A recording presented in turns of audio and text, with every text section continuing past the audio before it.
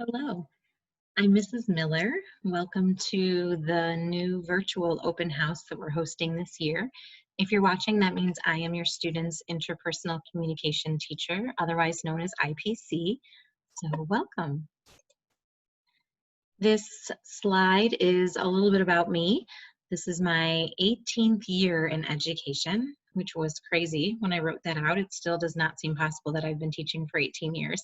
It's my 16th year at LT, and I've been teaching IPC since 2005.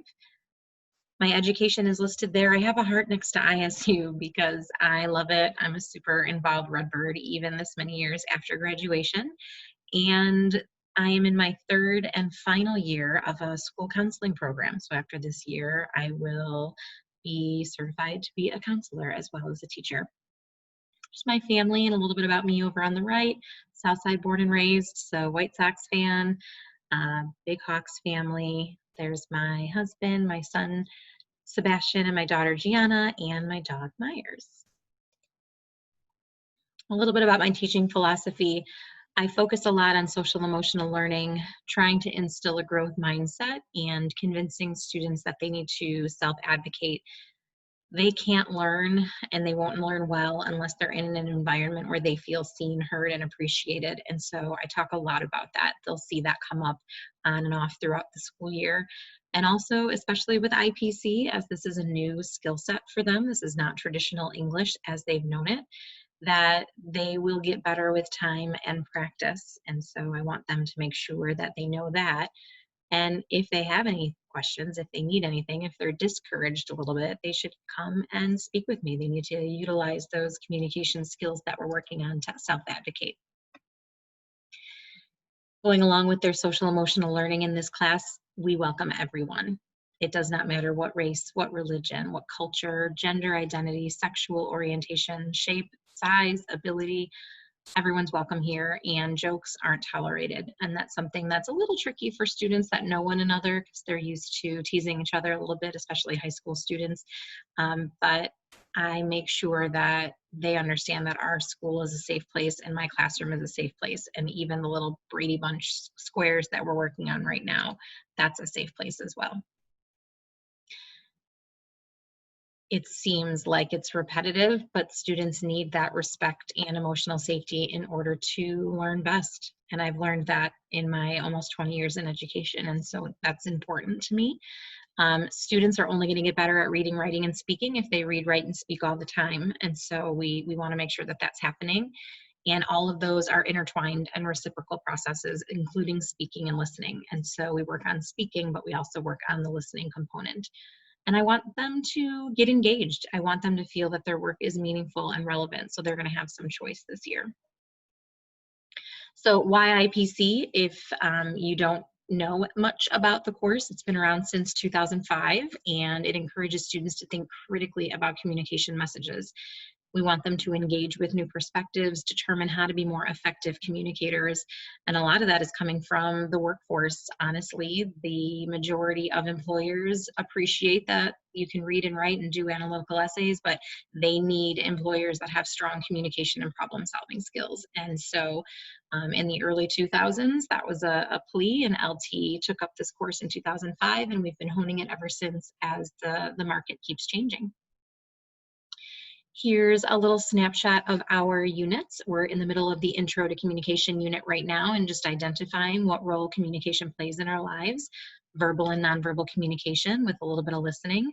We're going to move on into delivery starting in about a week. How can they create a meaningful connection with their audience?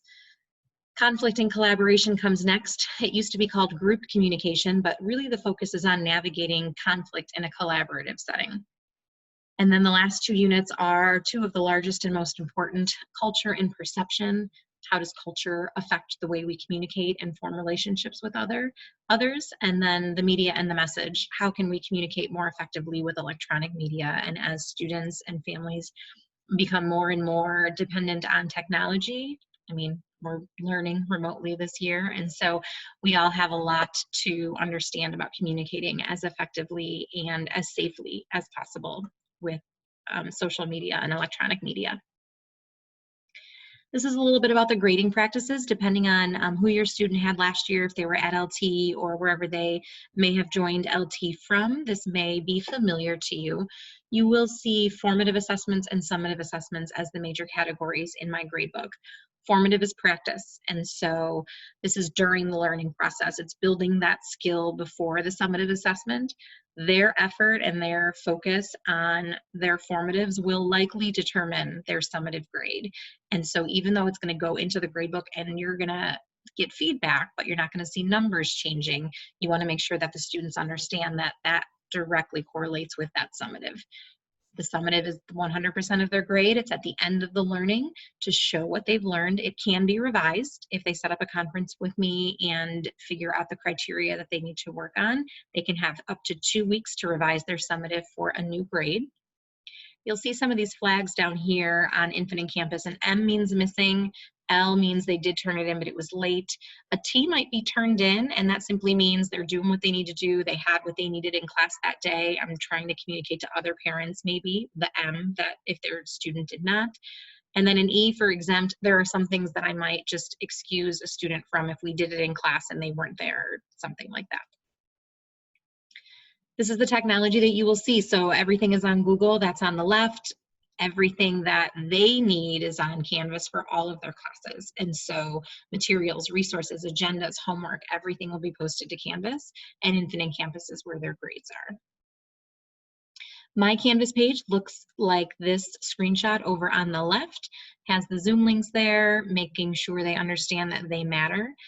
I always highlight the week, so what the particular week is, and everything is hyperlinked in there. But then there's also a document that has the entire semester laid out as well, so they can always go back and look at anything. If you have never looked at Canvas, you actually have a way to access it yourself. There is a Canvas for parents. You just click on Parent of a Canvas User, enter your student's username, and then you can view everything on their Canvas screens as well. So we all know this year is a little bit different. Some of the things that I'm trying to do, I'm using Pear Deck to make my slides more interactive. It's helping me check for understanding throughout the lesson, which will be very important as we continue on.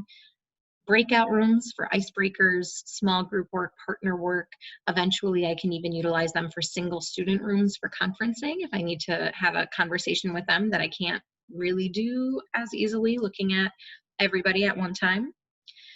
The interesting thing is that students will not have as many live speaking opportunities this year as they would if we were in the classroom. However, I'm going to use Flipgrid as a safe space to record performances instead. So instead of just not doing them, we're just going to shift the format a little bit. That way we don't have to rely on technology, and if anything's lagging or delayed or anything like that. And I give lots of 5-minute breaks because our eyes, our mind, our heart, our bladder, our stomach, all of it, we all need it, right?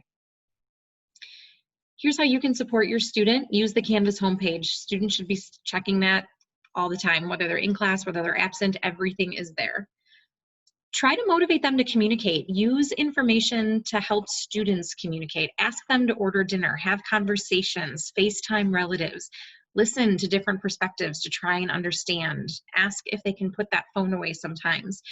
Maybe the whole family can put the phone away, every now and then to encourage and increase that communication.